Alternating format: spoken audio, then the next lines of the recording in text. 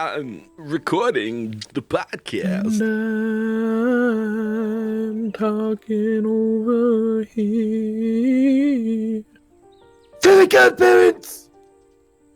All right, levels are good.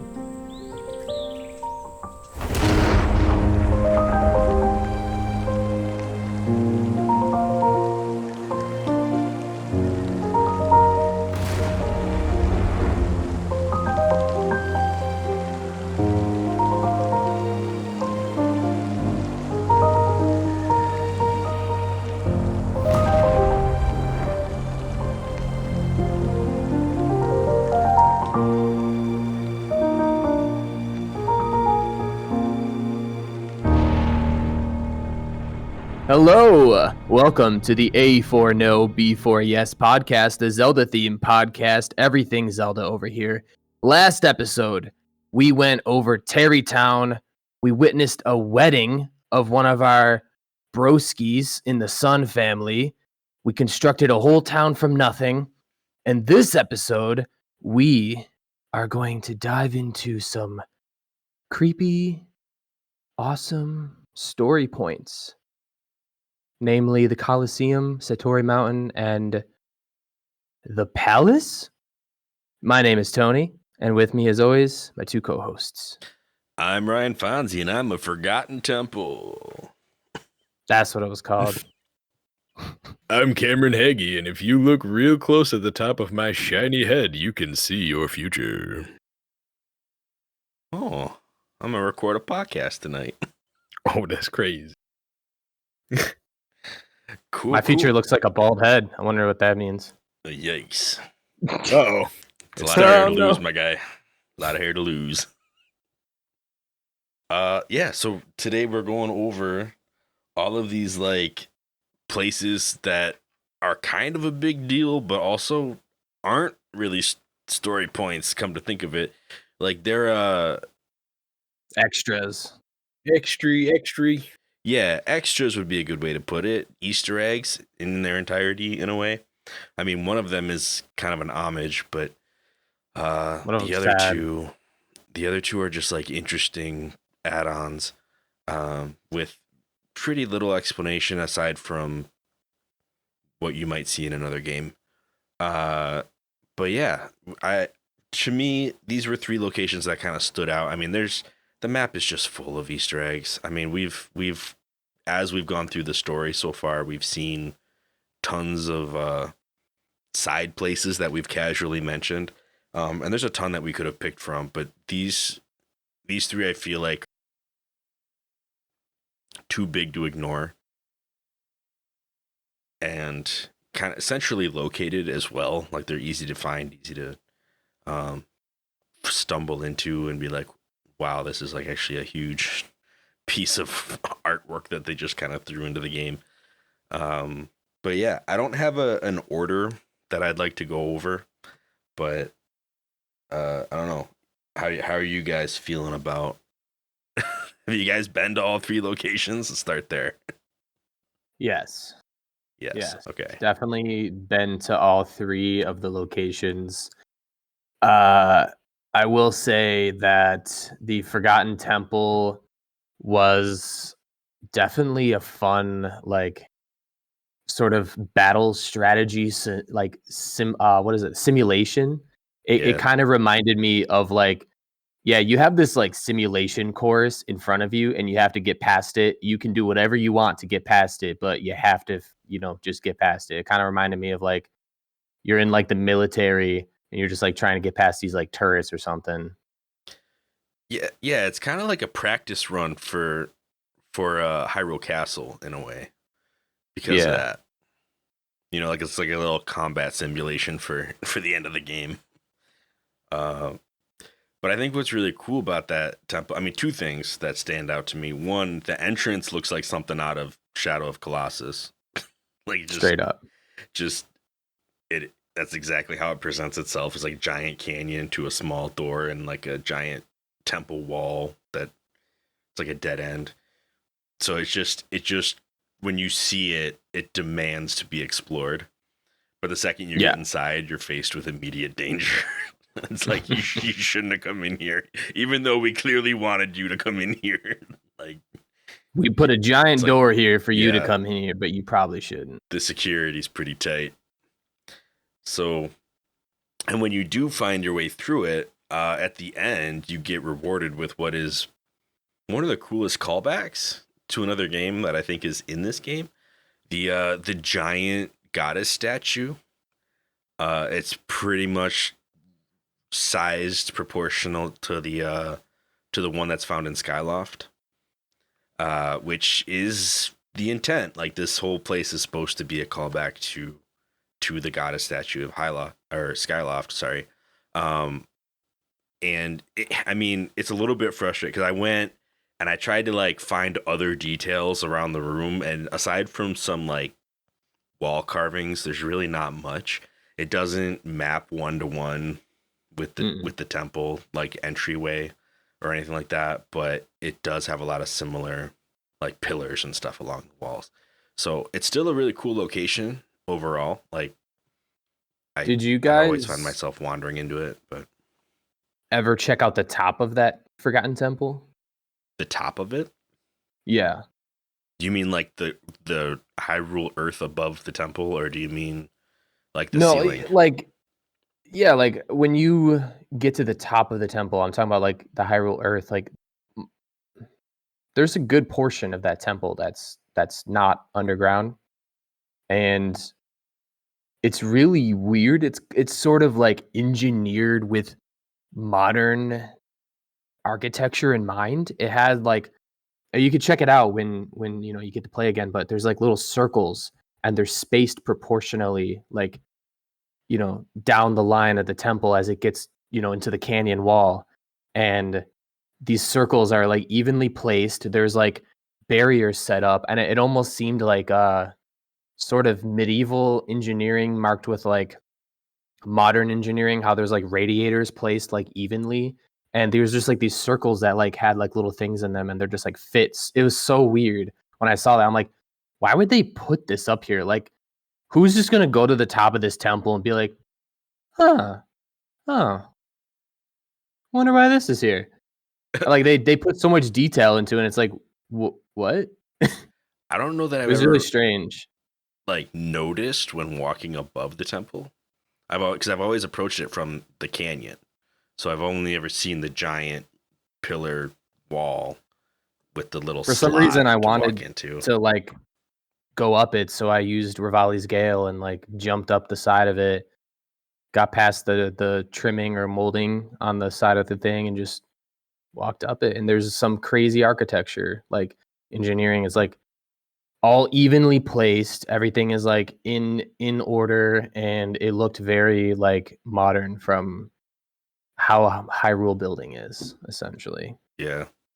And even that temple being so ancient, I was like, this makes no sense why this is here. I wonder how active this temple was before the 100 Years Ago War. Because there's a bunch of guardians in it that are just dead on pillars. Like, they don't have legs. They're not dead. They're like the disabled guardians, right? Like the ones that just kind of sit in one place and act like turrets.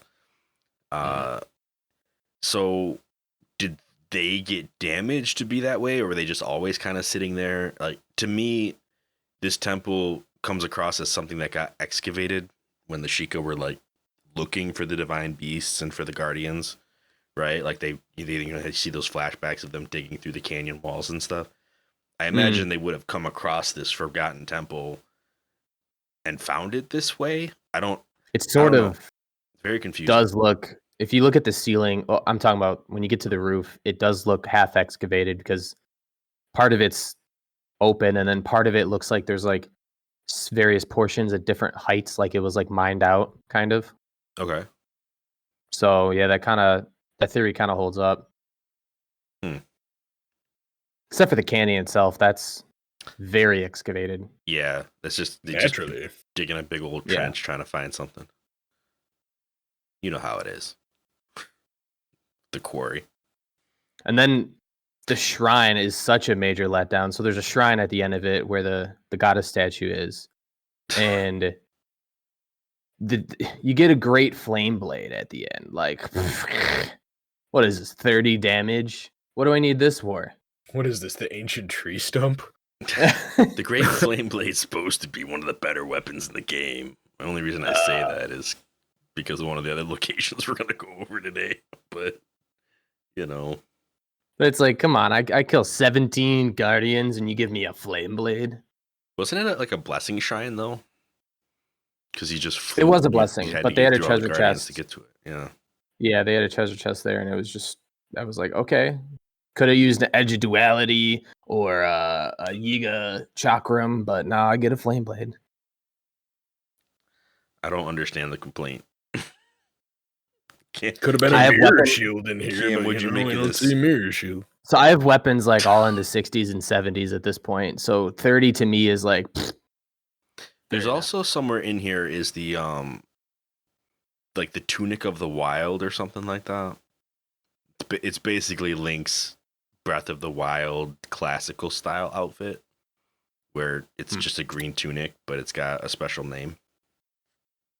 I don't remember what the actual name was now that I'm here recording, which is super convenient. No, I think you're right. I looked it up. It's Tunic of the Wild. Yeah. Got it. So if Cap of the Wild and Trousers of the Wild. There you go. The entire Of the Wild set is up in here. I didn't even find it this time. I went all through the temple and just was looking at the architecture and didn't even find the I didn't find it pieces. either. Hello, everybody. Ryan Fonzie here on a editor's mic, just to pop in and say that the reason we didn't find the tunic of the wilds is because you actually have to complete every shrine in the game before those outfit pieces will appear. So we didn't unlock them yet, and that's why we didn't find them. Thanks. We'll now return to our episode. It's kind of funny. Yeah, I mean, but speaking of the way here, though, did any of you guys play Goron Golf? Like the... No. So No. what I did, I don't even remember that. I went north actually Oh, okay. Came down from above. from this no, I left north after I went from the roof. I just kept going. I actually ran into the pro snowboarder chick and got Sure, some yeah. snowboarding action in, some Shaun White. Yeah. Solid. It was fun. I'd never done that my first playthrough, so I was like, they got snowboarding in this game? Yeah, that Chill board. Twilight Princess style, man. Just Right. ride that mountain. But no, I never did the golf Goron thing. Oh yeah, down in the canyon, there's a Goron with a pretty sizable golf ball. It's bigger than Link, and you basically it's stasis golf. You get the course. I think the best you can do is 3 hits, like 3 strikes, but you stasis the golf ball, hit it a bunch of times, aim it where you want it, and then 3 is the best that I was able to do. I don't think you just can't get the distance otherwise.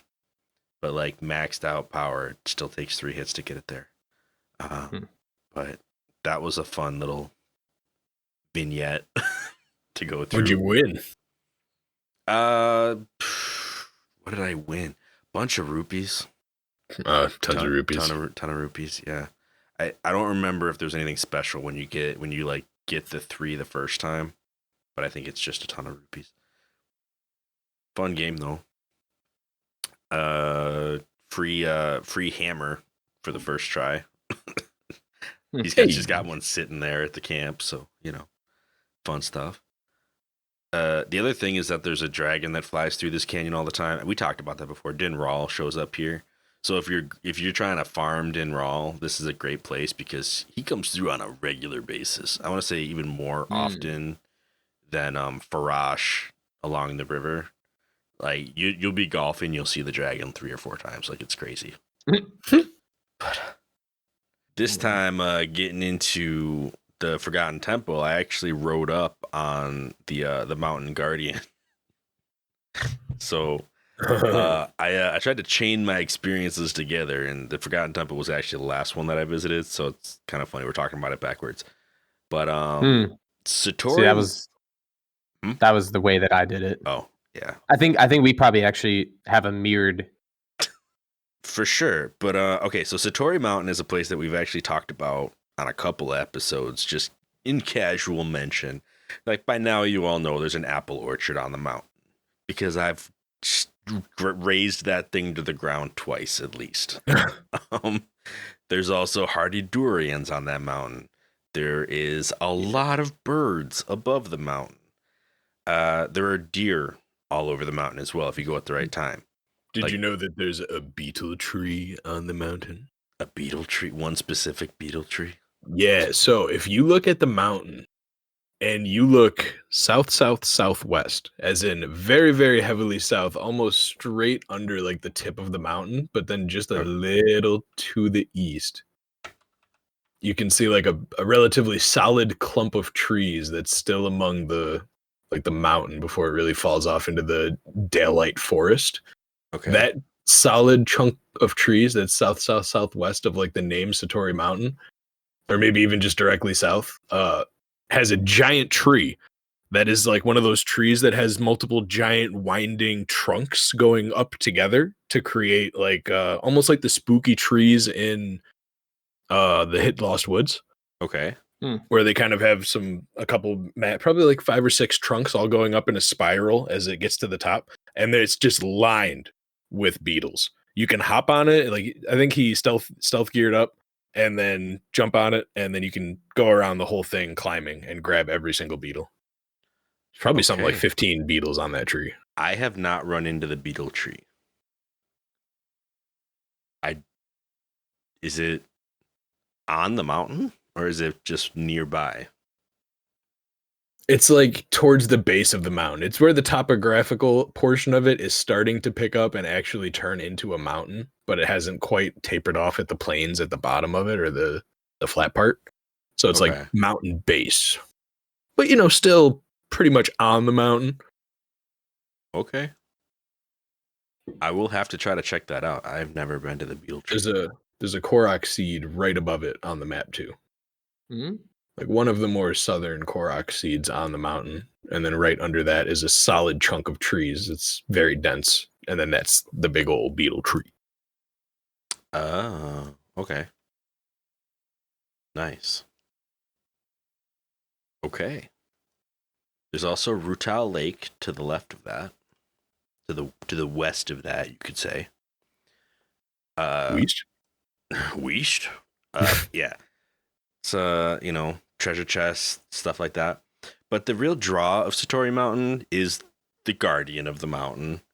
Every once in a while, when you're perusing the landscape of Hyrule, you might see what appears to be an Aurora Borealis just kind of chilling directly on top of this mountain. The mountain itself appears to glow from a distance. Yeah, it's like Broly standing up there going Super Saiyan, Yeah. Right. And if you manage to get over to the mountain while that's happening, you will find what is known as the guardian of the mountain. He's kind of like a cross between a Bloopy and the forest guardian from Princess Mononoke. Yeah, actually, I can agree with that. And yeah, just like this massive forest spirit. It is a mount. You can ride it. But when you first come across it, you'll like there's actually a cherry blossom tree up on the mountain and a little pond right in front of it. And when you first find it, what you'll see is this guardian standing beneath the tree with a whole ring of Bloopies just kind of having a council meeting around the pond. Free money. Yeah, I mean, if you're not trying to ride the Guardian, you could just kind of like slow-mo bomb arrow the entire council and come out of there rich. But who would do such a thing? What? No. The conservationist. Oh no! Listen, they're not coming back with the Blood Moon. If they didn't want to take damage, they wouldn't be carrying rupees. Right. Oh no! It's the same thing that the loot bugs say in Deep Rock. You don't want to carry the minerals, then don't walk around with them. That's right where my head went to, actually. The loot bugs. Loot bugs. Except they don't. And I mean, blue beasts, they're immortal, man. You can hit them as much as you want. Eventually, they just run away. Yeah, they're spirits. I had a lot of trouble finding and getting the blue light to appear. I was getting frustrated because I think I went like at least a week's worth of in-game nights and days trying to get this darn thing to spawn. So I actually looked up a like basically guide of how this thing works, and I guess it comes out only on days of crescent moons, which was really interesting. I don't really know if you can think of any correlation with the Lord or Guardian of the Mountain on crescent moons, but there's like a whole moon cycle that it follows between like new moon, crescent moon, 7-day moon, and it follows a pattern over 8 days. So I was getting so frustrated. I waited like 7 days and I just had to wait one more just to get it to spawn. I did not But know one more that it had a day. I pattern. almost had it. I thought it was completely I didn't random. either. Yeah, I heard it was Yeah. completely random. And the person I read the article from claimed they went through multiple in-game weeks, like 21 days before they found it. So So maybe they were full yeah. of bubkiss. It is the Lord of the Mountain, by the way. Sorry, quick correction. I said Guardian of the Mountain. It's the Lord of the Mountain. It just acts as a guardian. Yeah, this article says Lord. I just wasn't sure which one it is, but it says it spawns at a random time of the day of a crescent moon. Yeah. And it will remain for the next following 24 hours until that next 8 a.m. cycle starts the following day. And when the Lord of the Mountain is present, no enemies are present on the mountain. Ooh. Which is really cool. And there's like an increased amount of regular animals. Apparently, part of the lore is that it calls in a migration of animals from around the mountain whenever there's the glow. There's also this interesting tidbit I never knew about. Apparently, there's an NPC called Hino at the Dueling Peaks stable who tells you what phase of the moon is currently going on in Breath of the Wild. So that's a thing. Yeah. Never knew that. Finding a bunch of stuff out. Over here.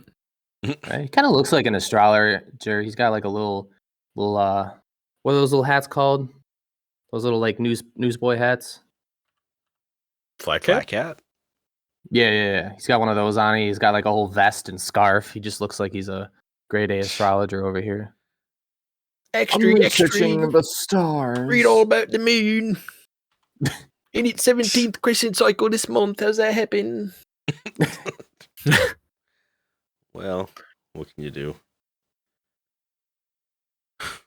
Then it turned red all of a sudden. I thought there was another character who would tell you if it was a blood moon or not. Is it the same guy? Maybe. If He not, might tell then you, they like- need to get together. You Got some stuff in common. need to find each other. Sorry, kind of jumping back to the Lord of the Mountain here. The thing about the Lord of the Mountain and about Satori Mountain is that it's actually kind of like a in memoriam. The whole thing is an homage to the late president of Nintendo, Satoru Iwata. And it's kind of cool because I didn't know this until I did a little bit of research, but I guess if you get a picture for the Hyrule Compendium of the Lord of the Mountain, there's actually like everything that has a description in the compendium, and I didn't even know that much because I've never spent a lot of time reading through the compendium. But the description for the Lord of the Mountain is this. It says, "This noble creature watches over all animals that make their homes in the forest. Legends say this holy creature is a reincarnation of a sage that died on the lands it now protects. It has an acute awareness of its surroundings, so it seldom appears before people. It's sometimes known by its other name, Satori." Right? So like just straight up. I mean, I think that the description of this, along with, if you look up any interviews from heads at Nintendo who used to work with Satori, you see a lot of love there. Like you see a lot of people who genuinely miss him. He was the president for a while. I mean, he passed away in 2015, if I remember right. And before that happened, he was active as the president for like a good 12 years. And he worked really closely with like Miyamoto. He worked really closely with most of the names that we talked about, like right before we started this season. He was known to be someone who was genuinely caring, who tried to help people solve problems, who, when somebody had something they were excited about, they would take it to him and they would talk about it. It was like, he just had genuine relationships within the company. And I mean, the fact that they put an entire mountain dedicated to him in the game just kind of speaks to that. Because I'm sure Nintendo over the years has lost other employees, whether or not, the names were huge and well known. I don't know that they were kind of, remembered the same way or put into the game just to say, hey, like he really embodied the spirit of what we were trying to do here, but yeah, it's just a cool bit that they put in the game. Is like kind of makes Breath of the Wild. I mean, it just has this area in it. It's kind of like when you start to read like a great novel and you see the beginning, like, it's dedicated to such and such, like usually somebody close to the author. Just reminds me of that. Kind of a touching thing. I mean, aside from it being this really cool, like ethereal mystery that they kind of put in the game, because nobody knows exactly what this Lord of the Mountain actually is. Like, is it a deer? Is it just a spirit? Like, is it, related to any other creature? Like, are him and the Bloopies, like, are they along the same line of thing? Like, what is it? It's a reincarnation of an ancient sage, apparently. Like, part of me wonders if this was something that Satori himself was into. Like, was he a strong believer in like forest spirits, or like, was he someone who was a big fan of that kind of media, or did he have this idea before he passed away to like have something like this in the game? That Shintoism is pretty big in Japan, and that is like the idea that there are spirits and everything. I think we've talked about that a little bit in some other season. Yeah. So I mean, having spirits a strong within connection with nature nature and everything. Yeah, is definitely a big thing in that. I don't know if that was his particular belief or any of that, but culturally, I see it. So speaking on that, I remember it was either a YouTube video or an article I read a long time ago that Botrick, which is the guy that kind of hangs out like between Satori Mountain, I think the Colosseum, was supposed to be modeled after him, but I'm not like sure if that's actually supposed to be the thing or if it was just like I did hear there was an fan NPC theory. that looked very similar to him. Yeah, so Botrick, that's part of the lore of Botrick. I mean, he, like, if you look up the trivia about him, it'll mention that as well. Botrick is the right guy. Very helpful. Yeah, he'll kind of tell you information about a couple different locations around him. I think he'll tell you a little bit about Satori Mountain. He'll tell you about the Colosseum. And from what I understand, the NPCs in this game, like the Hylians, they were kind of made using a modified version of the Mii creator, from the Wii and Wii U. I can see that. I can definitely see that. Yeah, and for Botrick, they definitely made him to look like Iwata. Yeah, and he's not the only one. I guess there's Dato, who people believe is modeled after Robin Williams, who named his daughter Zelda after after playing the Ocarina of Time, I suppose. Do you know how he's spelled? Dato? Do you know how? Yeah. Dayto. It's not as close a resemblance, I would say, but it was enough where people kind of tilted their heads and was like, "Wait a minute, wait a minute." Pretty sure that's I can see it. I know.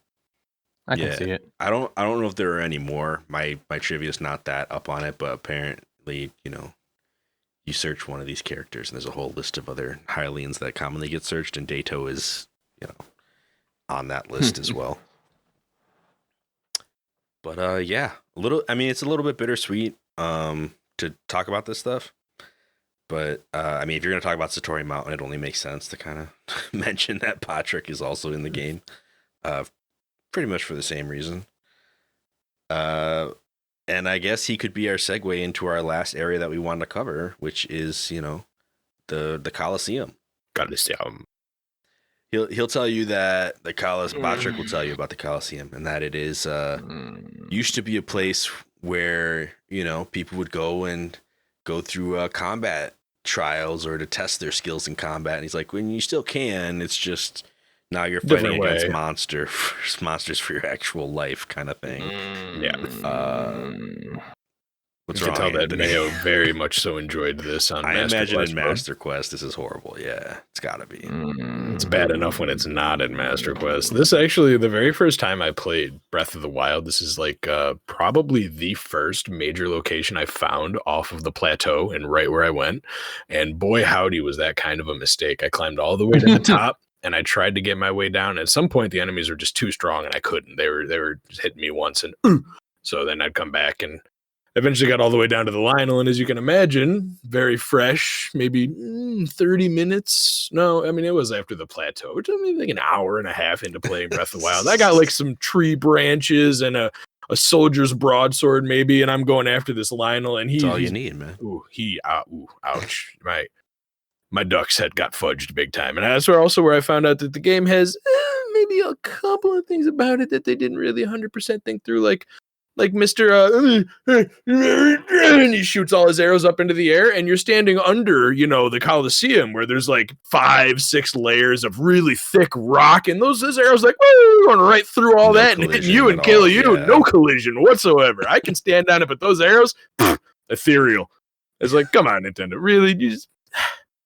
You gonna let him orbitally strike me through like 6 layers of rock? Really? Okay. Guarantee my arrow wouldn't go through that rock, but I mean, that's just me, Have you tried shooting them straight up into the air? Yes. They got collision from my arrows. His is special. Not fair.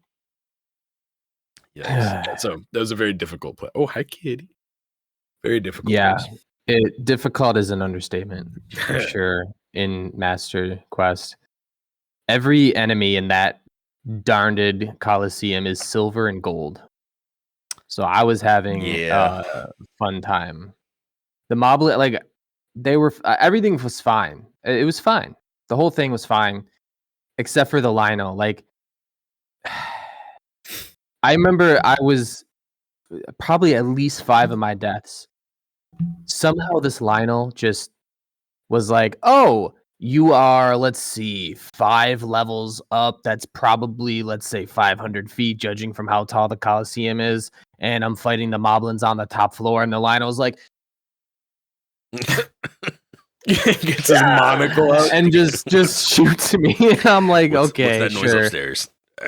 if I shoot exactly this trajectory, I'll hit whatever it is.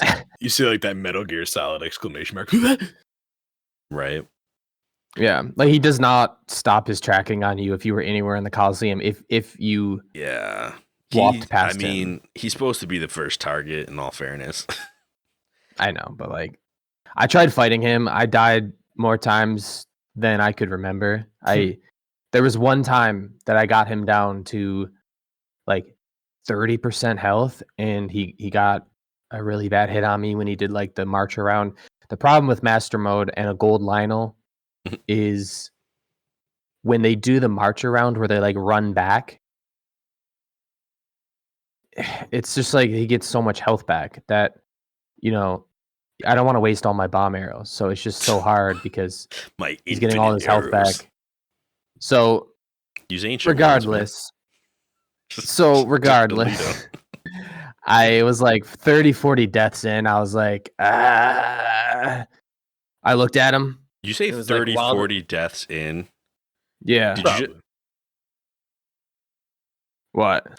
I would have ancient arrowed him at like death 10. I was really trying. I was like, I want to do master mode for the new game that comes out. So I figured I can't master mode the new game if I don't beat a Lynel in this game, a gold Lynel. You want to? So I was trying my mode it like first. Yeah. Because to me, this is easy. Master mode in Breath of the Wild is actually easy, except for those enemies, like the gold Lynels and anything that's like at that level, or giant mobs. But Master mode was a DLC, right? Like super quick on. So there might not be a Master mode as soon as maybe it releases, there won't be. if it follows the trend. That could be. But you'll that be could super prepared. It'll feel like a cakewalk compared to what Be you're like, doing now. This is too easy. Yeah, it depends on how similar the mechanics end up being, but yeah, it should Like feel Wild West dueled him, just stared at him straight in the face. He looked at me. He got like ready with his little arrow, and I got ready with my arrow, and I was like, "Hoo-jah!" Ancient arrowed him. I felt so good. I stopped. I was like, Did you teabag his remains? well, the sad thing is when you Ancient ancient arrow, Arrow. nothing gets left behind. Oh, So I didn't even yeah. get the horns or the hoofs or anything. Sad. Ooh, hollow Yeah. victory. that is the trade off. It's like it's like, yeah, if you want to do this easy mode, you can just kind of erase things off the map, but you also don't get rewarded for that. It's just if you were trying to get past something, it lets you do that very easily. You know, I almost feel like jumping ahead. You can cut this out if you want. I just want to mention this. I did the Champions Ballad and I got the one hit wonder. I almost thought like, what would happen if I just like tried to jump off and like, kind of like, you know, Just go take on the come down in Colosseum with the air and one-hit just. wonder. But I think if you like get too low to the ground past the plateau, it like knocks you off. Yeah, that challenge I think is just for the plateau. I don't think that it Yeah. lets you go anywhere else with it. So it's sad. Yeah, haven't done that yet, and we haven't even gotten to the. Yeah, I might cut that out because that episode's still coming up. Yeah. For this, I mean, this I was gonna mention is a farm. This place is a farm. That's what it's here for. I mean, yes, you can test your might if you want to go in and just fight the Lynel to see if you can. But the real reward of this place is after you're done fighting that Lynel, you can walk up the Colosseum fighting one enemy at a time because none of them are archers. None of them have any kind of range. And each one will be carrying some kind of valuable weapon. Their weapons are entirely based on how far through the game you are. Like if you go in and you haven't, like if you've only fought one divine beast, like only conquered one or haven't conquered any, all of the weapons that the enemies are carrying are soldier level, and it kind of just goes up from there. So if you've already gotten 2 done, it's knight level. 3, it goes to royal, so like royal broadsword, royal greatsword, whatever, what have you. And then it's the elementals, right? Halberds. And then what? And then it's the elementals at the end, right? Yeah. Yeah. So where we I are could have now sworn. with the 4 beasts, having been freed already, it'll be all elemental weapons, so that you can get one of each type of fire weapon, one of each type of ice, one of each type of thunder. Powerful. I could have sworn that one of the enemies I fought. It's been a while, but I could have sworn one of them had a blizzard rod. One of them, bokoblins. They have ice stuff. I don't know if they have a blizzard rod. Maybe there's a chance they could spawn with a blizzard rod. Maybe. I I don't mean, know. especially if you're playing master mode, that might happen too. But they're supposed to have like the regular sword, the great sword, and the spear. Because those are like your basic elemental weapons. Usually they don't give magical weapons like that to any ground unit. Like those are almost always whiz robes that have those. And there aren't any whiz robes in the Colosseum. I fought again, going back to the Champions Ballad. On that plateau, I fought a couple moblins who had the meteor rod, but again, cut that out. Yeah, I think maybe that might be a master mode thing. In the then. DLC they do give some of the Okay. the Lizalfos and meteor rods just to Yeah, make life Lizalfos, difficult. It was brutal. Yeah. But yeah, I guess with DLC in this place, there actually you can get the Phantom Helmet as well. That's just kind of a side note. On the wiki, it's listed as a spoiler, so I'm really sorry if that was a spoiler for anybody. How dare you? It's been a few years. But yeah, I mean, those are our 3 areas. So speaking of spoilers, this right here, right at whatever timestamp we have, I don't have a timestamp. This is our spoiler wall. Add anything after this, yeah, we are going to play a game. We are going to do a Tears of the Kingdom theory draft. As of this recording, we have seen the first two trailers that were actually with the title Tears of the Kingdom. So if anything else comes out after this, it can affect what we've guessed.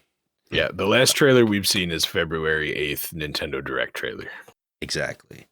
Now, at the time of this recording, I should also say that we are about a day and a half past when the art book apparently leaked over on Reddit. I have not looked at the book. I don't believe my co-hosts have either. We will not be referencing the book, which means that we might have some theories that the book has already debunked, and we don't know because we don't want to know. True that.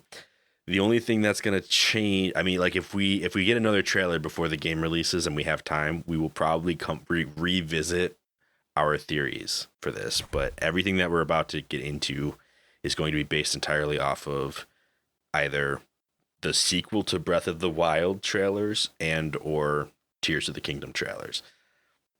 Don't ruin our blissful ignorance. And there's a lot in there. I know some people have elected not to even watch the trailers because they just want to be surprised by everything. I know of people who do not want to hear theories for the chance that they might be correct and that they might get spoiled that way. I know that's not really my mindset about this. I have been drinking up these trailers and loving every minute of it. And so what we're going to do... Sorry, what were you saying? No, so I was just going to say, like, I forgot where I heard it. I think it might have been Twitter. Someone said that if you take the Breath of the Wild trailers and what they showed on the trailers and what was actually like in the game and the amount of content that was in the game, you don't know anything about the game at all. Pretty much. Because they didn't show, like, if you go back and watch the Breath of the Wild trailers, knowing how much you know about Breath of the Wild, it's like, oh, that's like a complete, like, what they showed in the trailer is like a completely different game almost.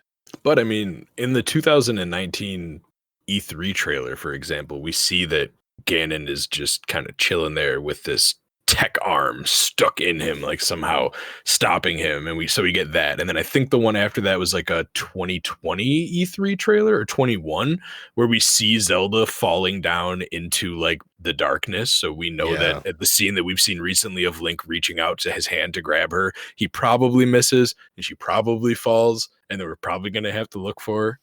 Which actually kind of ruins one of my predictions already, I think, which was co-op mode. One person plays as Zelda, one person plays as Link. Come on. All right. Yeah, first prediction. For real.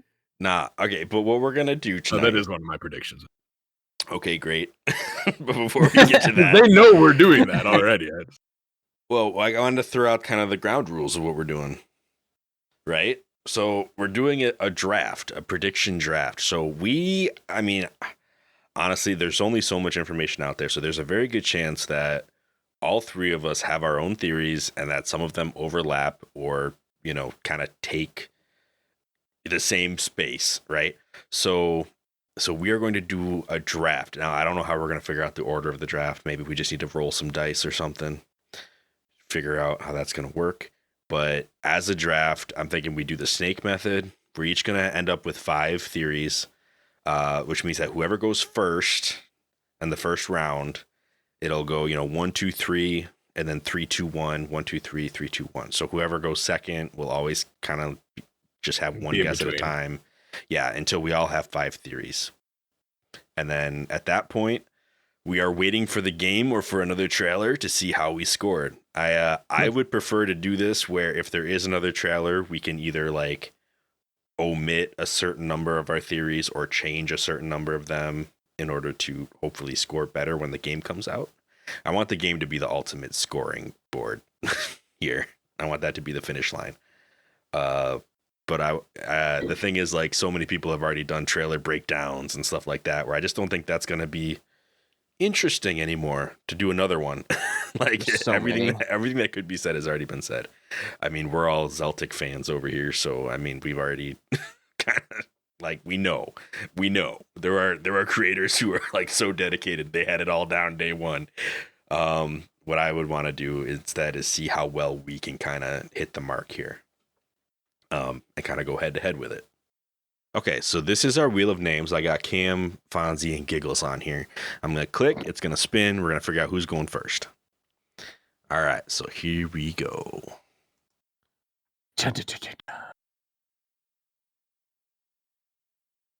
And I'm going first. Oh, All right. Host advantage. I didn't mean to. It doesn't even know my name. All right, let's see who's going second.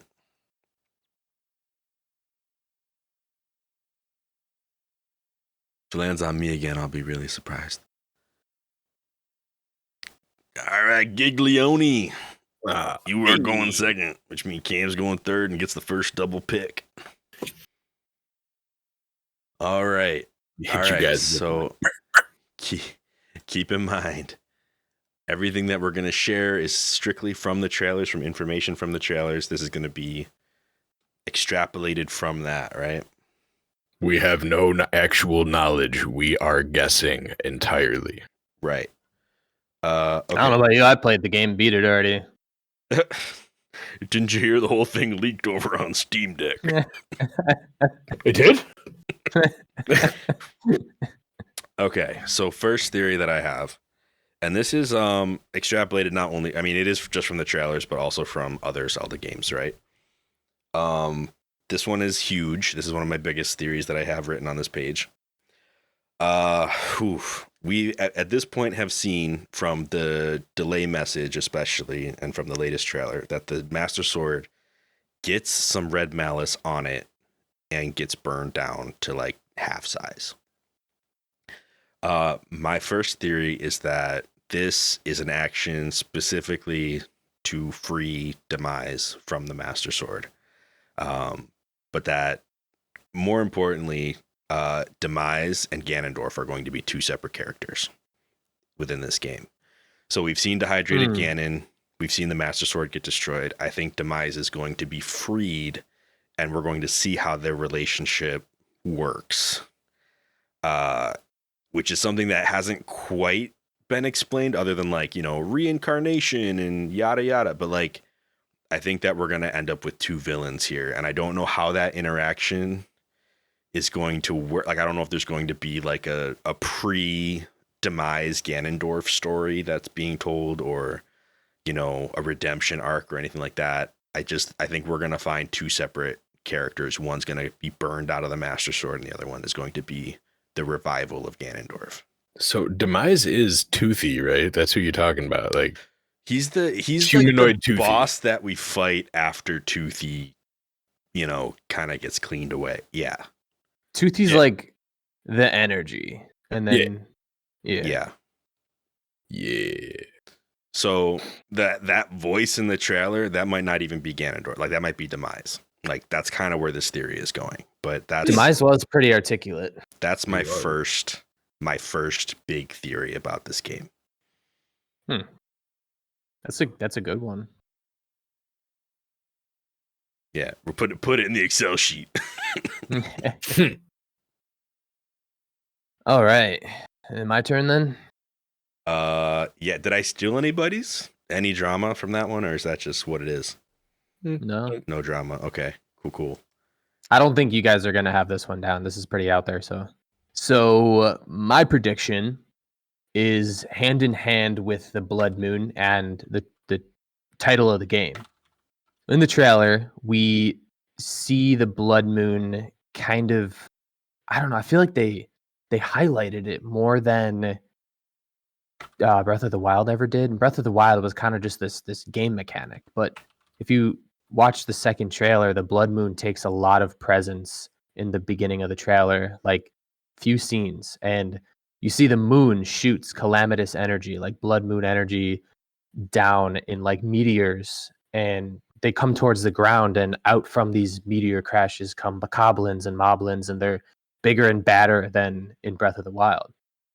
So I think the moon possibly in this game is going to be a major story component at some point, or somehow there may be some energy involved in it.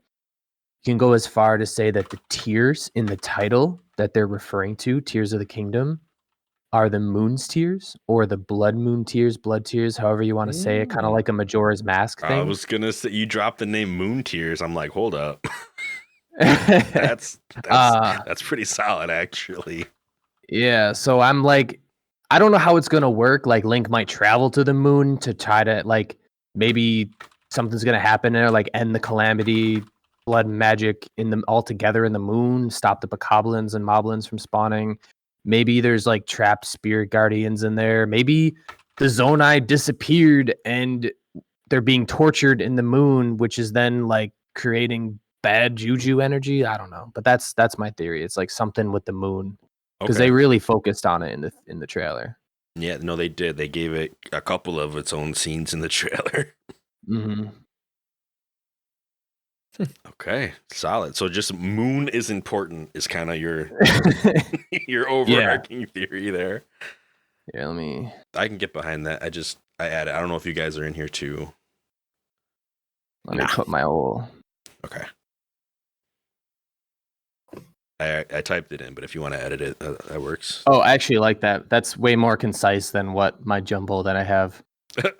I'm trying to summarize. So this Excel sheet will be available. We'll figure out a way to either link it in the show notes. We'll probably post up about it, but we don't want to spoil it for anybody. So we're gonna have to figure out a tactful way to do that. It'll be available through Discord most likely as well. So we'll figure that out. I think it's my turn in this next minute. Yeah, you get two. Yeah. I think I'm gonna hit you guys with kind of a silly one out the gate. I mean, silly, but I mean, all right. If you think about it, I mean, So if you guys know, there was one particular character that we covered not even too long ago in the podcast that fell down a really deep hole. Mm-hmm. Yiga clan chief. Well, I mean, we are going underground now. I have me a feeling that Yiga clan chief is returning in this game, and that he might even potentially be like a boss somewhere around, maybe like a temple dungeon or just an in between, kind of like he was in Breath of the Wild. But he fell down into basically a bottomless pit, and we're gonna be going really far underground in the next game. So I think he's coming back. Okay, that's your solid. theory is just gonna say Koga returns. Koga returns. I had Return of Yiga Clan Chief because I forgot his name, but yeah. Wow, I mean, listen, I would love that to happen. I know, right? He'd be a good comic relief character to bring back. They didn't finish him off, like so. Yeah, you know, he wonder if he's been practicing his family technique. It's like the movie, like, you know, standard. If you don't see them die on screen, they're not dead. Yeah, they're still alive somewhere. He's training, so he won't be so silly the next time. And then I guess for my second one, after that, I'll just go with the one that I already said earlier. Spoiler is that maybe soon after the beginning of the game, maybe the beginning is where Zelda falls into the pit. Maybe you beat 3-4 dungeons, a couple, however the game is going to split it up, whatever they're going to call it, Divine Beast, Dungeon, Palace, blah, blah, blah. After you do maybe so many of them, you rescue Zelda, it might open up co-op gameplay. Because, I mean, there have been, I don't know if you guys know, but there have been some Twitch/YouTube people that have had modders go into the game, and they've actually played multiplayer Breath of the Wild. They modded the game to be able, the code, to be able to allow for multiplayer. So, it's not something that Nintendo is incapable of. I mean, Nintendo's track record with online games is absolutely horrendous. If they tried to completely ruin the game because they have messed it up so bad that people would just have a terrible experience because all they want to do is play with their friend. But if Nintendo could somehow get past their own Nintendoism of how they just can't get anything online right to save their lives, co-op would be amazing in this game. So there. Yeah, if they could do it right, yeah.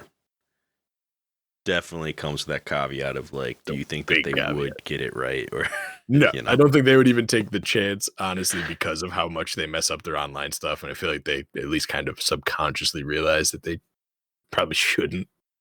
But I would love it if it worked out and it was good. Okay. So your second prediction is more of a wish than... Yeah, and it's completely possible. Okay. I mean, we knew in Breath of the Wild it was just Link. There was no one else with him. But in this one, we do see Zelda there kind of often. So her involvement more in the story could be the opening for a second player. Okay. Giglione, what is your second prediction? All right. So this is just something, of like a personal. I really want this in the game. Okay. Okay. I want there to be a fishing system with rewards. You get a point system, you catch some fish, you get some points. Hey, you caught this mighty porgy, there's 56 points. And then when you get the points, you can trade in the fish to get valuables and other assets and shields or weapons or crafting materials or items or rupees or harp, however they do that. Because I don't think there's shrines in this game, so I don't know how you level up, but yeah, I want there to be like a standard fishing system. I don't think that's too far off. Like right now, Link's just kind of like Tarzaning it by swimming into the water and grabbing them out to sea.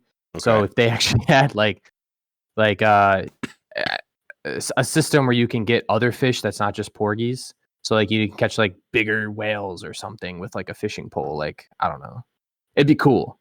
I hope there's I love fishing Them systems in aquatic games. Moldugas. What's wrong with just chucking bombs in the water, man? We do it with dynamite in real life, in the movies, at least. It works, but It does work. it'd be cool if they had you get fishing like game these cool kinda fishing deal. poles and I'd like that. I mean, traditionally, fishing has been a big part of the Zelda games. I mean, that would be nice if Right. they brought at least a fishing pole back, for sure. right. Like they introduced it in what was it? Majora's Mask or was it Ocarina of Time? Yeah, it was Ocarina of had Time fishing. as a joke. One of the two games they put it in as a joke and it actually took off. There was a fishing game in Link's Awakening as Was well. there? But I don't know what year that came out. Well, And Link's then Awakening you was got a way bottle before. from it. before that. You got a bottle. Actually, I don't know. 64 was going back a ways too. Cool. Okay, does that make it my turn? Yeah.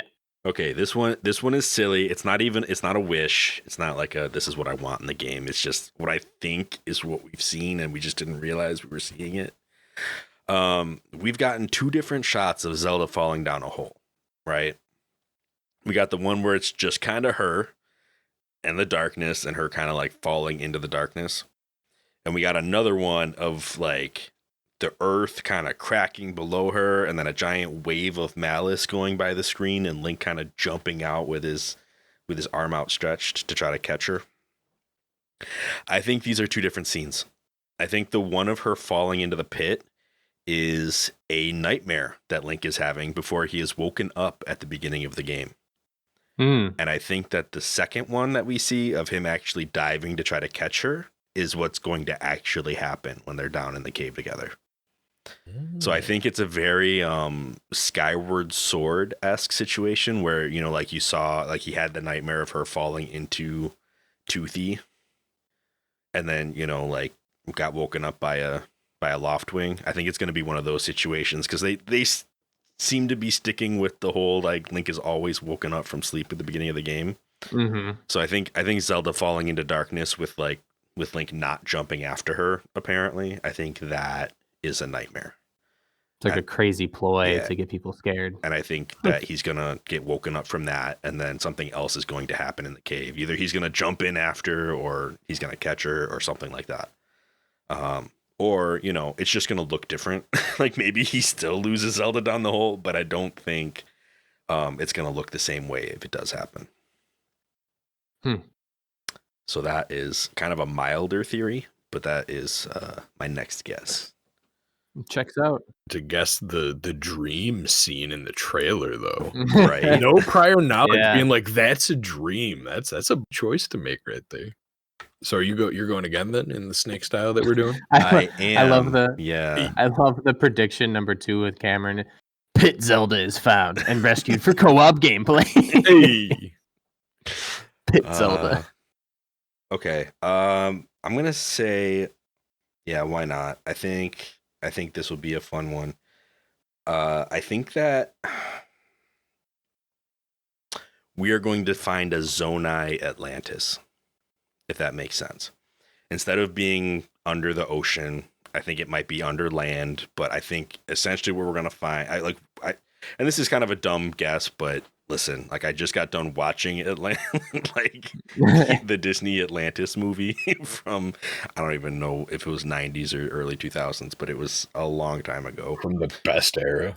Yeah, and like they were a whole city that was like powered off of crystals that were, an ancient power within this main crystal or whatever. I think we're gonna find a Zonai city that has like, I don't know if it would be crystal power. I know that's kind of one of Anthony's predictions, is like the luminous stones being a major powering element, but something along those lines. We're gonna find an entire like hidden city of Zonai, and they're gonna have ancient tech. They're gonna have ancient architecture. It's gonna be amazing. So that's my guess. I mean, the overarching thing, Zonai Atlantis. We're gonna find the hidden city of the Zonai. Zonai Atlantis. Pretty much. I'm hoping untouched by malice, but who knows? That's my guess. Probably Zonai not Atlantis. untouched by malice. Well, depends on how far underground. I suppose it does. So far underground, they went the Falmer route and they can't see her. Falmer. They've become feral. They're the enemies now. They were once so intelligent and so bright. Now far they've fallen. That's not the one I originally had listed as my third guess, by the way. So I'm still trying to figure out. I've been all out of order. Be more interesting. To kind of put out there. I'm putting a couple X's after the ones I already mentioned, so I don't even look at them anymore. That's a good point. All right, so that's my third. Next up, Cam with his. Wait, no, Mayo's in between. No, Mayo with his third. What you got? All right, so what I'm gonna suggest as a prediction, because we've been seeing some trailers, we've been seeing some mining. The first trailer, we've been seeing, the whole thing with Zelda and Link, and like Link's carrying a torch as they walk underground, and when the one, I think it was the first trailer that showed gameplay, Link had this crazy dragon arm, and you're lighting up this monster. My prediction is that caves and underground dungeons, or however they work the underground system, it's going to be so dark, like Typhlo dark, so that you need some magic to sustain light around you. So you're going to have a magic spell that's like, do some light, or you're going to use a torch. You're going to have to, one-hand a torch. You can't two-hand in a cave because you ain't got no light. I think there will be like natural light maybe in some places if it's like a Zonai ruin, but I think for the most part underground, you're going to need some fire, or you're going to need some torch. Maybe you can build a campfire, but you're going to need to find ways to light yourself through the caves. It's not going to just be like pre-lit for you. I think they're going to try to add a challenge in there so that you have to like think about how you navigate the cave. Yikes. Right? I hope you're wrong. I so badly. Them dark Pikmin caves, man. I can't be doing them dark caves, man. Because they've as long as there's no Zubats, they've teased us in the what divine beast was it? And the Typhlo ruins, like with that utter darkness. So I think they're gonna try that more. It's Rudania. Yeah. Yeah. Okay. So dark caves. Dark caves. Luminous stones. Luminous stones. All right. So my next prediction is going to be kind of like for how the game is going to like progress, or how it's basically constructed. And I think since we have some of the land or ruins or whatever is getting lifted into the sky, and we know that we're going to be going underground for a portion of it, I think that the game's main points, the main dungeons, the main story content is going to be taking place in the sky and underground. Whereas the base, just land of Hyrule, is mostly going to be a hub that's connecting the different entrances to those different sky areas and underground areas, but also where the castle ultimately is, although it's kind of also in the sky. So I feel like you're going to be doing a mixture of going up to do certain things and then going down to do certain things, always kind of returning to the surface to get to the next area. And then by the time you get to the end, that's also where you'll fight whatever the final enemy is at the castle. So basically, Hyrule is a giant hub world connecting the top and the bottom, which is where most of the intense things and story things are going to happen. Gotcha. Okay. I thought about that as one of my That's predictions. pretty solid. I mean, We were on the same page. yeah, Hey. it really feels like, I mean, especially with the fact that this is a sequel that uses the same, and I use that like the same map. I mean, it's you're gonna recognize certain areas, right? Like we know this from the trailers. Like they've shown us. In fact, I think they may have gone out of their way to only show us areas on the ground level that we are familiar with. Because there's a chance that they won't all be as similar as what we've seen. But if they're going to do that and they're going to expand upon that and they're going to give us, sky islands and underground sections, like it would make sense for the main content to not be on the same map. Using the main map as a hub world, I think that's a really good guess. Yeah. Yeah. Then do I go again? I think so. Yes. Okay. Prediction 4. Okay, so there's been a couple scenes where we've gotten to see Death Mountain. And Death Mountain, I can't tell if it's completely closed up at the top, but there seems to be trails of malice just coming out of Death Mountain. Yeah. So my guess is that Death Mountain somehow gets sealed, maybe by something falling out of the moon. And it gets just the malice is leaking out, which would also make sense that it was like a shard of the moon or a tear from the moon, like Anthony said. And I think that we're at some point going to have to go underground, go underneath Death Mountain, and that one of the dungeons, palaces, temples, divine beasts, whatever, is going to be going from underneath Death Mountain and going all the way back up to the top to basically open it up or to cleanse whatever fell into it in the first place. So we're going underneath it and climbing it, kind of like a what's it called? Not one of the islands in Wind Waker. Which one? Dragon Roost Island kind of situation. Yeah, like going in from the bottom and ending up at Volvagia. Exactly.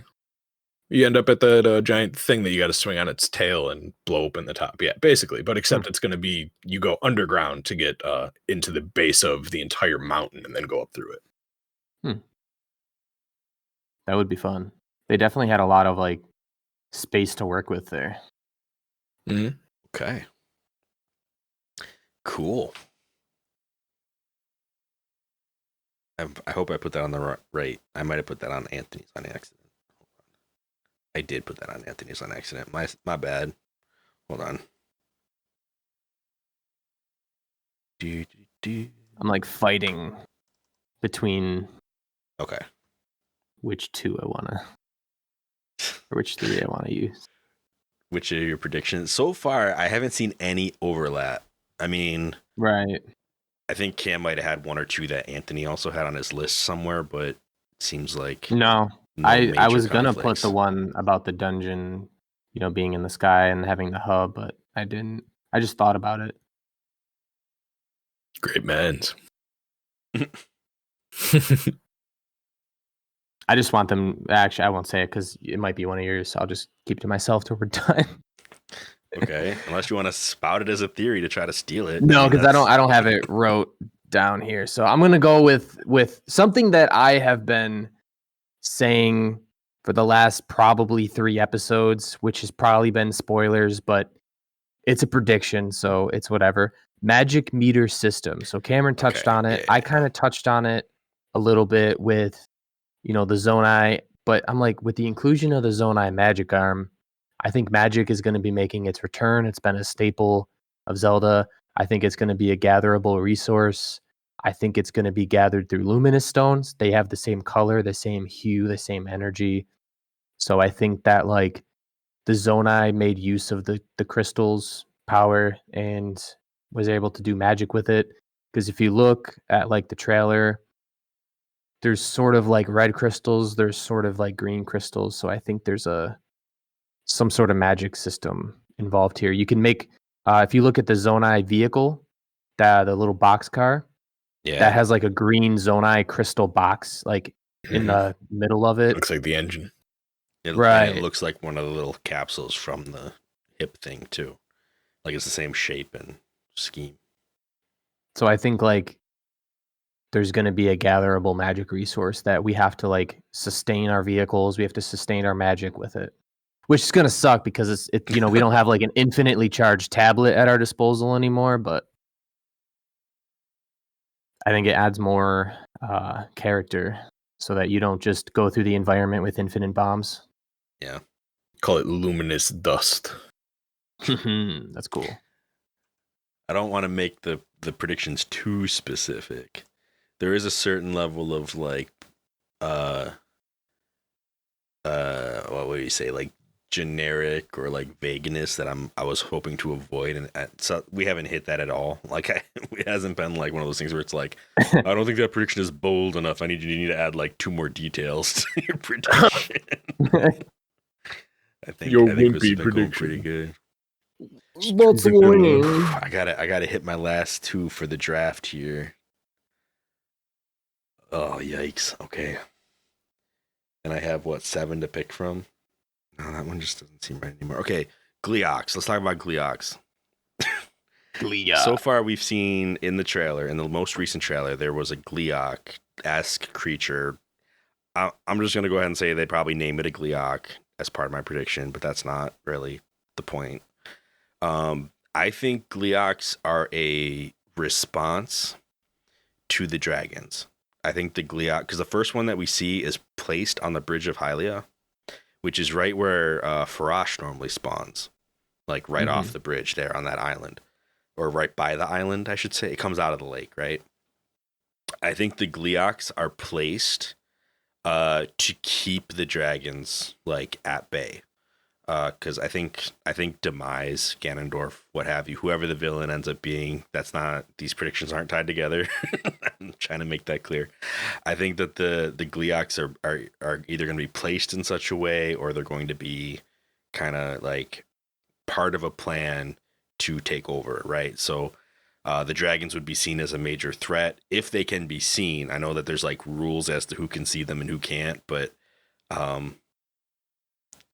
just with Demise and Ganondorf being as powerful as they're supposed to be, I think that maybe they do sense the presence of the dragons and see them as guardians of their respective areas, and sends his own dragons out there to kind of meet that challenge, to balance that power level out. So I think that the Gleeoks are a response to the dragons. Whether or not they actually fight, whether or not you have to, defeat a Gleeok in order for the dragon to then be able to spawn, I don't know. What was a Gleeok again? The Gleeok is the giant 3-headed fire dragon. Oh, yes. Okay. From I saw him on the bridge. Yeah. Mm-hmm. They've only been in a few Zelda games thus far. Like I know the first game. That's going to be a fun fight. And one of the Wind Waker titles. I don't remember which one. You got to fight a dragon. Yeah, so I think that dragon is like, I think there'll be at least one per like dragon that we know of already, kind of taking over their zones. They are sure darn scary. That's my prediction. Is that Gleeoks are a thing. That's not how. Seems like they're the way I would summarize it is Gleeoks are. Seems like they're bringing back a lot of enemies back from the dead. Get dragon blocked, boy. Dragon block. You gotta fight a dragon. Yeah, you do. With a weird arm thing. You gotta fight a 3-headed dragon. You gotta fight Ghidorah. Oh, geez. Okay, now I gotta pick my last one. Oh, gosh. If you guys had stolen any of these, it would have been a lot easier. Yeah. Not gonna lie. Because I picked some wild and out ones here. Has anyone had theirs stolen yet? No. We did good. No, nobody's gotten theirs stolen. One of mine is probably not bold enough, though, to actually talk about. Yeah, that's how I feel about one of mine.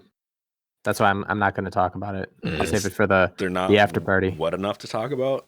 It's not bold enough. It's not actually saying enough. It's like you could watch the trailers and almost be like everybody would have that thought at some point in the trailers. It's like it's not. Yeah, okay. It's not outlandish enough to be worth talking about. If we're going by those rules, then I only have 2 theories left. I'm gonna have to throw this out there. Do you guys want the wild and crazy, or do you want the simple? Give me that wild crazy. That's crazy. I want the crazy. Okay. So this is another Ganondorf versus Demise versus what have you kind of situation, but this is the arm that we saw that everyone is like, oh man, it's like it's sealing Ganondorf down in the thing. I think that the reason that that's there is different. I think that and this is where it's going to be like, I think I'm wrong here. I should just throw that out there, but I think that this is a plausible thing that they could do to subvert our expectations. I think that maybe we're going to see the story of Ganondorf as a non-villain. And I think what we might end up seeing is the 8th heroine story, where this character is down here originally by choice. Like they were hoping to seal or, take on Malice, right? Like they're trying to like get rid of it. And they used the help of Zonai magic to basically become a human seal for Malice. And instead of having been trapped by the Zonai, instead they were actually working with the Zonai in this situation. So this is someone who has willingly like sacrificed themselves to try to contain the Malice, and it's just not working. Sacrifice their body as a prison. Yeah. That's so the Malice has been leaking out of this system in And horrible ways, but the original intent was actually to try to seal it. So I don't know how that plays into the 8th heroine story or how that would all work out, but my part of my guess is that this Gerudo character was actually trying to help. What if was a human seal? What if the Malice was a problem, but when they tried to seal it, it actually somehow acted as a conduit that made it able to get out even easier? And that was the 8th heroine. So then they completely scrapped it from the books because it ended up turning against them, being something that they wish they hadn't done, like a mistake. Yeah, I mean, it kind of goes into like part of me was thinking like, okay, if this person was like, I'm going to seal the Malice, and it didn't work, or maybe they ended up turning evil for a while before they were actually like contained, like maybe they were like, you know what, this person does not deserve this recognition. It didn't work. They're actually became a villain or what have you, and that's why they banished the 8th heroine. Yeah. And in reality, like, I mean, I think I'm trying to figure out how this would play out. Like, part of this theory was also like, why do they not believe in Hylia so much as they believe in the 7 heroines? And I'm like, maybe when they faced evil, they never got help from Hylia, which is why the Malice wasn't sealed inside of the Master Sword. It wasn't taken on by a hero that was related to Link or, a Hylian soldier. Like they figured it out themselves with the heroines, and that's why they worship the heroines, because they tried something else, and what they tried became what we're seeing in the cave, which is what everyone thinks is Ganondorf kind of being held by a Zonai arm with Malice coming out of it. Like that was the ultimate result, was this disaster. But maybe for a while it worked. Like maybe it kept it out of the desert, like maybe they saw themselves as like maybe it failed at first, so the heroine got banished, but at the same time, like eventually the heroines as a collective figured it out or something, like I don't have all the answers. It's not, this is a story that I'm hoping that the game might tell if it's going to happen. Like I don't have all the details, but what I'm having is like, what we see is not what we think we see. And maybe like to take that even further beyond is the whole reason why maybe it's like it's Calamity Ganon and not like Calamity something else is, like you said, because he's there or she, or the eighth heroine is there with the arm, actively having that seal, but the energy that's leaking out is taking the form of who it's being sealed by. And so, Calamity Ganon gave Rose out of the sealer. It's not really like them being necessarily evil. It's just the evil took the image of who the host is, essentially. Like maybe they're evil thoughts, maybe they're evil, inside them. I don't know. Maybe like he's It just good. Maybe chose they to personify or reveal itself in the Yeah. form of what its conduit looked like. Yeah. So Familiar maybe that's, relation or something. the whole story of Breath of the Wild in a nutshell is that we're gonna find out with the seventh or eighth heroine. I like that theory. Yeah, it's pretty cool. It also ties into my moon one. Okay. Well, that's my last prediction of the draft is that. So I'm going to try to summarize that best I can in our Excel sheet. It's going to be kind of tricky, but not as seems. Not as seems. That would be way too simple. Yeah, man. So I'm hoping for this. It's a successful type of game. It's a successful genre to put into games. Time and time again, games do this as like a little subset of the overworld, and I think it works. And Hyrule Warriors was a phenomenal game that did very well, sold a lot of copies, people loved it. So I think what they may do is for the overworld to give it a little bit more class, because people said that the overworld was kind of empty.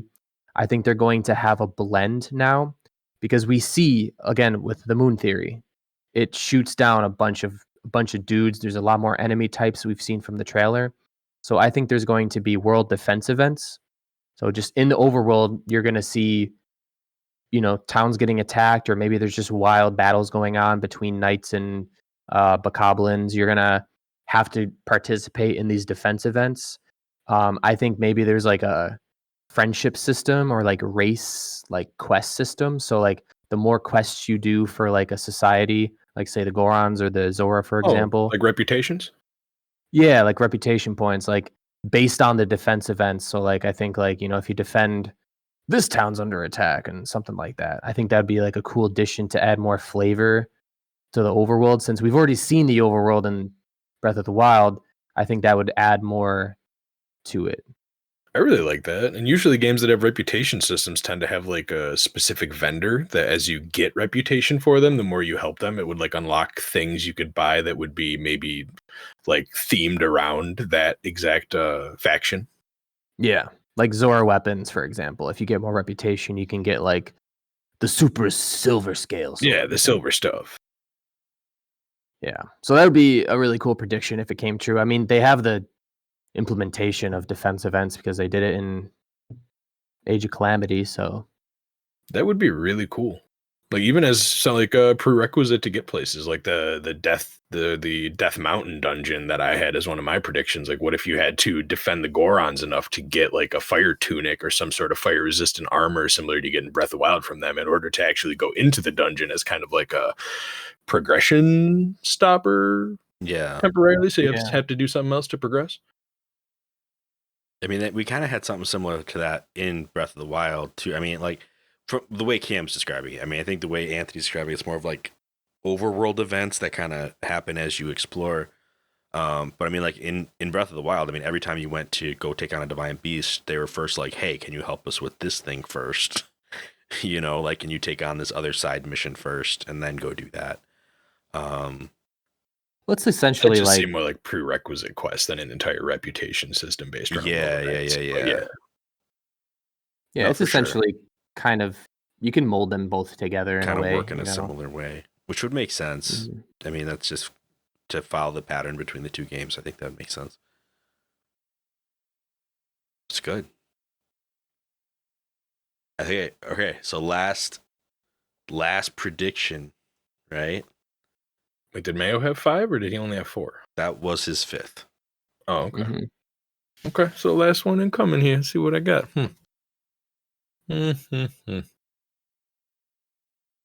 There's really only one that's good enough to make it onto the list that I have left.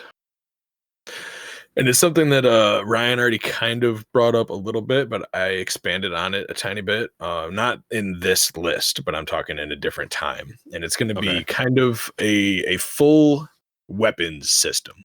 You're going to be able to create your weapons. You're going to be able to repair your weapons. You're going to be able to enchant your weapons, like with the sapphires to give ice to your weapon, with topaz to give electricity, with rubies to give fire.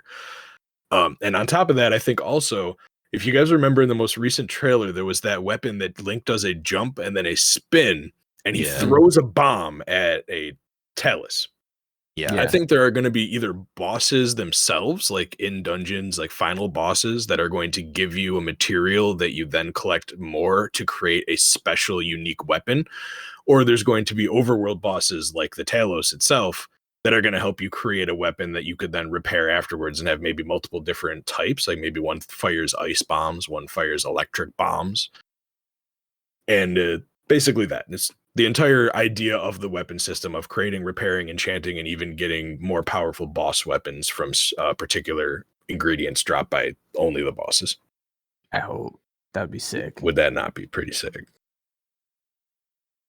That would be sick. Dope.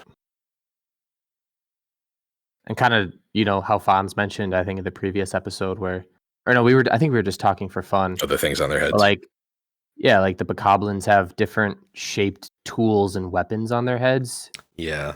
Crafting, I think that was a very good point to bring up. Good deal. All right. I have a quick 5-second honorable mention if you don't mind. Oh, just gonna throw in one honorable mention? Yeah, it's for honorables.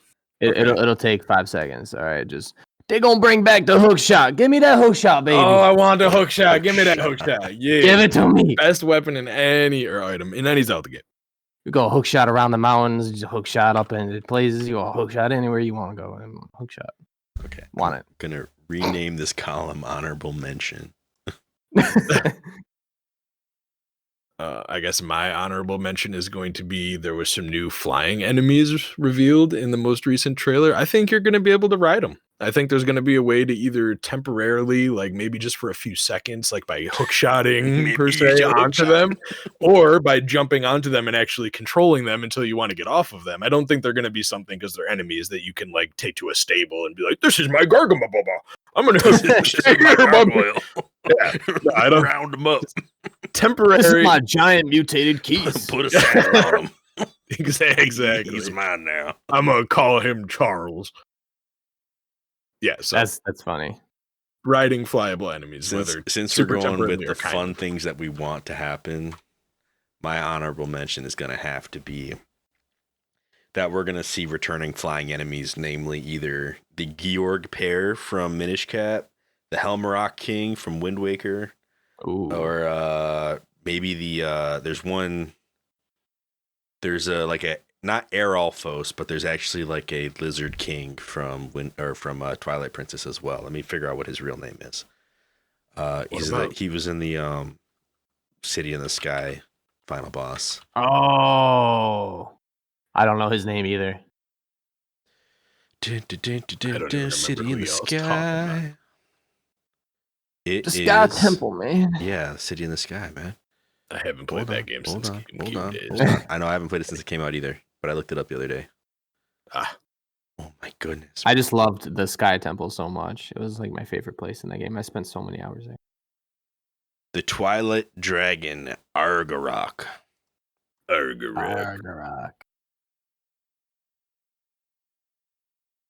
So one of those three will make a return. Argarok is beastly. If they bring back Argarok, I mean, listen, the Gleoks kind of already have King of the Sky look about them, but I didn't want to predict the Gleoks will fly because that would have just been, I don't know. They like to name their Skyrim out here. Giant flying entities after a rock, like Helmarock, Argarok. Yeah, they for sure do. Or the giant floating worms, Twinrova. Or wait, no, those weren't called Twinrova. What were those actually called? Or were they? Twin Mold? Twin Mold, yeah. Twinrova was the two witches. Twin mold would be scary. One of those bosses coming back, even if they're just as an overworld enemy, I would be so happy. So that's my honorable mention for fun. I still just love Pit Zelda is found and rescued for Koa. I still have like 4 more theories written here that I haven't even like said anything about. Yeah, that's fun. Like my one that wasn't bold enough was just that there's going to be more of an emphasis on the Zonai / Sheikah and Ganon because of the arm. Yeah, good job, Cameron. Pat myself on the back. Yeah, I had a very bland one. I put like I'm hoping and predicting the story is going to be more laid out because I get it. Like memories are good for Amnesiac Link, but we don't have amnesia anymore. So like I hope there's like no such camera system and memories and get that garbage out of here. Go find this landscape, bro, on the whole map. Find this picture. Like I don't want to find the story out from taking pictures. I'm sorry. I get it. I get it. I didn't think the system was that bad, but I get it. It's pretty tedious. I mean, it's cool if you happen to discover all of them as you're playing the game, but most people aren't looking around for those exact pictures everywhere, so they end up having to look a lot and really hard for a couple hours to find them, and that's very tedious. Yeah. Good idea on paper, but 2 theories here that kind of went together and kind of already got talked about a little bit, like is with weapon system stuff. One was just weapon horns will be for weapon, like monster horns will be for weapons, right? And monster camps will start having like forges that you can use to like craft some stuff, even if it's just the simple stuff. Just repair. Because if it wasn't there, then it would be like Robbie's place would be the only other place I could think of that would readily forge weapons because he already does that. What if your arm just turned into a hammer? Is anywhere? And the other, that's ridiculous. And the other one was that Lynels will actually return because we haven't seen one in a trailer yet. And that they will have the sword pieces because we haven't seen a single enemy that has sword horns. And I think the Lynels would be the keepers of the sword. In the old 2D games, they used to like chuck daggers at you. So I think it'd be pretty amazing if they just had sword blades just on them.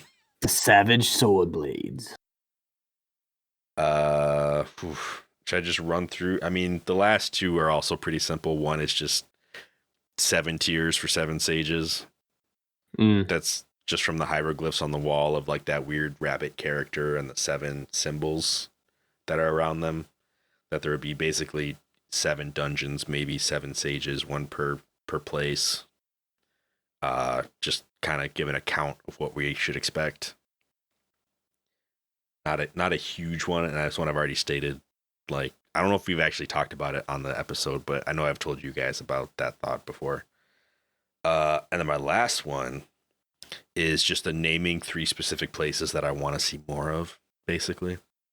So the Nehru Promenade, you know how there's like a big river with a bunch of pillars and walls that are like built into the side of it that lead right up to Mount Nehru. So that, the Forgotten Temple, and the Ancient Pillars, which are actually like south of the Tabantha region, like they're south of where the Rito live. I know that, but there's a section like on the map that's literally just called Ancient Pillars. If you go there, that's exactly what it is: a bunch of ancient pillars and a shrine.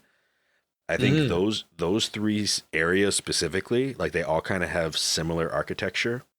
And I think that either they're all going to end up in the sky, or they're all going to end up where the ground's going to come off of them, and we can actually explore into those areas more because of the ground that was lifted into the sky. So basically, they're going to get unearthed one way or another, where we can actually like go into the buildings that were once there, stuff like that. You just created a new theory in my mind right now by saying that. Okay. And I swear I hope this happens now. Terrytown is going to be in the sky. It wouldn't be hard to remove it. It's not holding It's on on by the much. platform. That would be awesome and hilarious and sad for the people, but also hilarious. We're self-sufficient. We got Fison. He just goes and gets the supplies from the ground. But My new Cameron, dad. I think you would appreciate the last theory that I had was Sfida Golf. Sfida. Not actually Sfida though. It was just having a golf system would be cool. That I the didn't know they Dark had Cloud- Goron Dark Cloud golfing. system. Dark Cloud 2, Yeah, but just like golf okay. in general would be sick. And I don't. They should just put it in there. I mean, So you much guys land. Didn't play Goron golf. No, I yeah. didn't. Nah, man. But see, now there's precedence for golf. So, I mean, Right? Maybe that Goron will be in. He'll be like the new Gorko, man. He'll just be everywhere playing Business golf. is booming. So you cleared out this dungeon. Let's play some golf. You ever play on the coast, Link? That's where I'm at right now. And grab a club or a stick. and Exactly.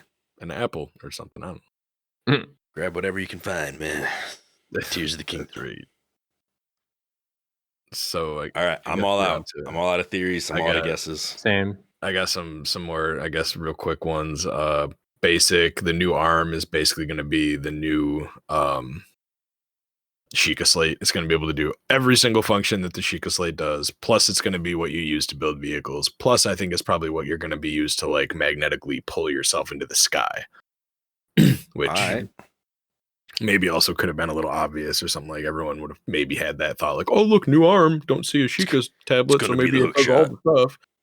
There you go. I wonder what happens to the Shoots his Sheikah arm out. Slate. I don't know. And my other one I is think kind of like Zelda has it. Fonzie brought up something that I didn't even, I guess it must have totally slipped by me through all the trailers, but I don't remember seeing the Master Sword at all in any of the trailers, getting engulfed by fire at all. So I said the Master Sword will be knocked into the underground near the beginning of the game and that you'd have to find it later through playing the story. Yeah. Pretty basic Zelda stuff. Watch the delay announcement, and there's actually an entire scene of Link just holding it out in front of him, and it's all like burnt away. It's damaged, And then in the junk. most recent trailer, there's like a scene of like Link and Zelda when they're like exploring the caves, and all the malice comes into the room. And if you look, he's holding the Master Sword, and it just has a big red splotch across the blade, so it's kind of doesn't really look like the Master Sword because it's covered up in malice, but that's what it is. Or whatever the new like more red material is. Might not even be malice. It's just It might be, corruption. like, mega malice. It's blood moon magic. Cool. And that's all so I think this has been a lot of fun. I really hope to see how this kind of goes. It's literally just going to be like who scores best out of 5. And again, if there's another trailer, we will be able to like readjust our guesses depending on if any of them are actually challenged. What does the winner by get? a new trailer? We haven't figured that out yet. Maybe that'll be a discussion for another time. You get to watch your Chipotle down with Taco Bell. Every day. That works. Bragging rights. So you guys remember when I was right about those predictions? That's crazy, right? Hey, rights don't mean you have to actually exercise them. It's just if you wanted to, you could be like, hey, I remember when I won that thing. There's another game coming out. I'm gonna be right about this one, too. Predict things? Well, remember back with Zelda? I mean, I totally had those guys. Cool. All right, so I'm gonna close out this episode, and if y'all have any of your own predictions out there, drop them wherever you can find us. We'll take them. We might even read them on another episode before the game comes out. But yeah, hope to hear from you guys soon. So yeah, this has been our episode of A for No, B for Yes. Thank you all for listening. If you want to reach out to us, you can at our website, any of our links, any of our socials, direct message. I run most of those, so you'll be talking to me, but you'll definitely read, special reviews or comments or theories or whatever you have on the episode, as long as you reach out. But yeah, we will catch you all on the next episode of A for No, B for Yes, where we are talking about the sword trials. Next episode. Dun, dun, dun. Did you tear all that?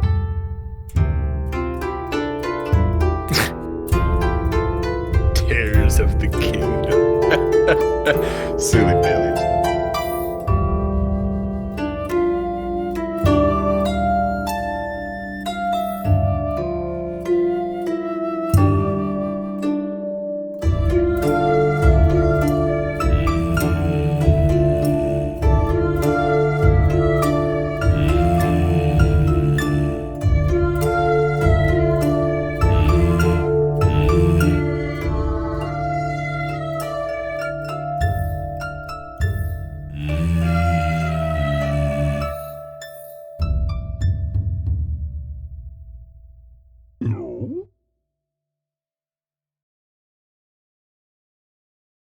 So Yeah. while we're in disarray, I was doing my amiibo cards last night while playing the game, and I got a lucky drop.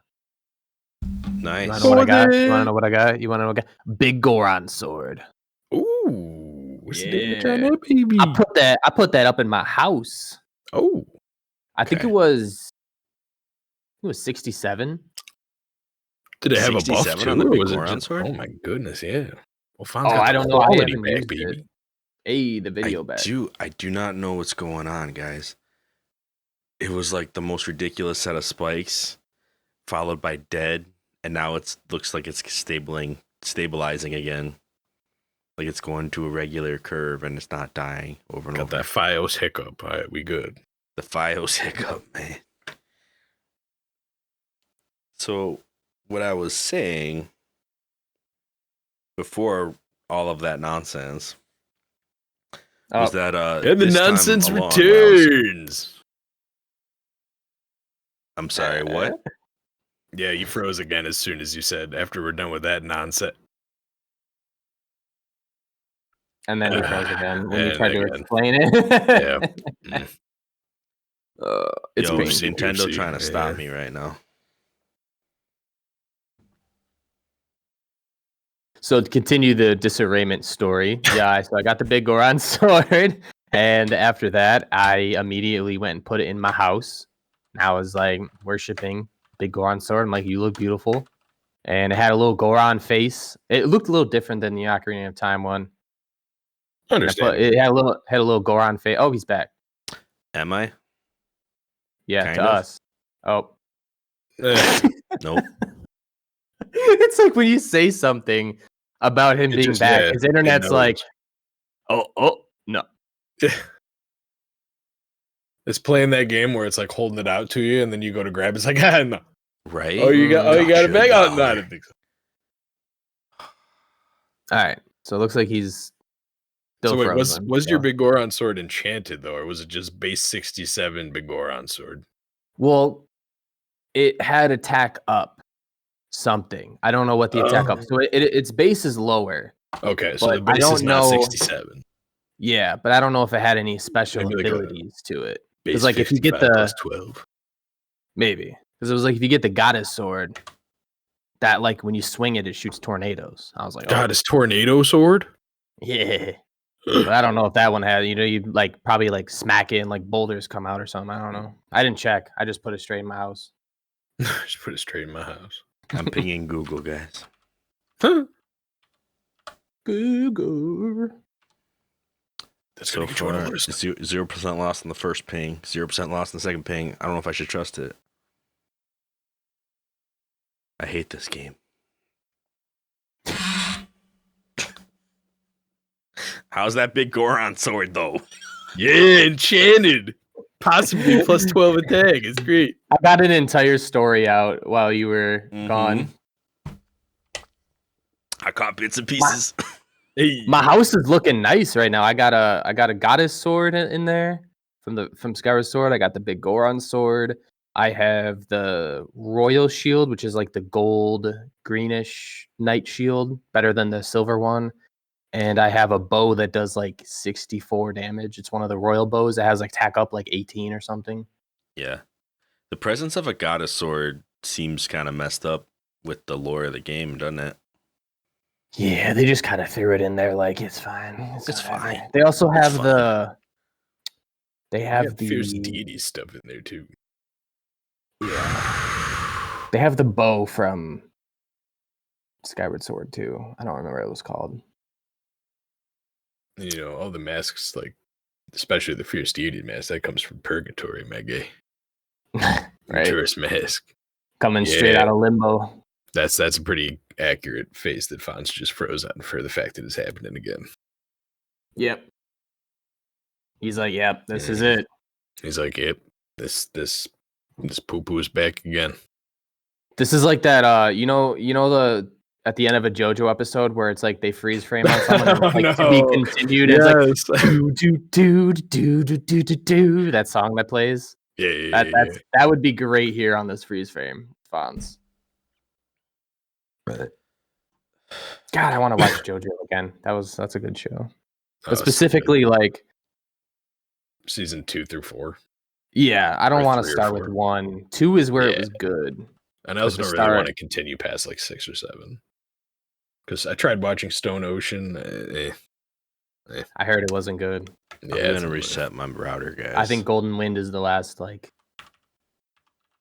good JoJo adventure. There's a We 7 now after Stone just- Ocean. Oh no! No, Stone Ocean was the most recent. We digressed hard on this for a Zelda podcast, though. We Talking did, about we did. JoJo's. It's all just from the to be continued thing. Yeah. Need to like reset the whole. Oh, Hi. clear and nice. Did I guess right? You went and reset your modem and router? Or I no? did. Sorry, tried to send a private chat to say that's what I was gonna do. All I got was the Nintendo's after me. Yeah. Oh, and then I said I was gonna reset the router after that. So stupid. Nintendo's checking for all DMCA's. Yeah, right. How dare you talk about our games? All I was trying to do was talk about Stinking Mountain. Nintendo is there's like videos everywhere online right now. Like, is like Nintendo is just really mad right now. Of course. Oh, Everywhere. because the stuff about Tears of the Kingdom is leaking. Because it's leaking everywhere and The they art can't book, control it yeah. and they're very mad. There's leaks in like every major gaming company and everything these days. It's so annoying. I don't want to see this stuff. Stop. I know. It's People funny just can't wait. because I mean I'm on Twitter when like right the day that it all happened, and almost every major creator that I follow for Zelda stuff was like, please don't do this. like why did this happen? Like I think even Zeltic tweeted like not like this. Yeah. Like a crying face. I'm like, Is yeah. nothing video game sacred anymore? This is the new biggest Zelda game that everyone's been hyped for the past like 6 years, and you're gonna start leaking stuff like 2.5 months before release. Really, whoever you are, Yeah. really, come on. The one thing that Have a I did conscience. read about was that the art book that was leaked didn't contain any like anything story related that would like give the story away of the game, like how it ends. Sure. So there's that, but So like, there's no bosses in that book. I saw one spoilery tweet, but no images and no like I haven't seen elaboration nothing. on what it was. I haven't either. I'm not doing it. I haven't even seen a single video on YouTube that's been like Zelda leak. And I have a couple people that generally pop up when there's Zelda news, and I haven't heard anybody even mention the leak yet outside of what I've heard from Yufan. So I guess most people are just trying to hush it and not spread it around like with a lot of other leaks, like Pokemon leak. We got 5 new Pokemon. But no, Zelda. Everyone's just kind of like, guys, let's just chill. We want this to be fresh. Everyone wants to enjoy this when it comes out. New experience. Yeah, people are avoiding it more than anything right now. It seems like, Yeah, at least the it's circles unusual. that I'm in. People It's more usually impressive embrace than the leaks, Pokemon. but in this, I'm hearing it hushed, Yeah, which I approve of. I think there should be more hushing of this stuff. right. Are we ready to jump back in? I think I got a steady enough connection. It's been a while. Yeah. You've been good. Okay, cool. The reset magic. Did you try to turn it off and on again? Exactly what I did, actually. And it worked, as it does too often. Apparently, I need a new modem. This one's dying on me. Yeah.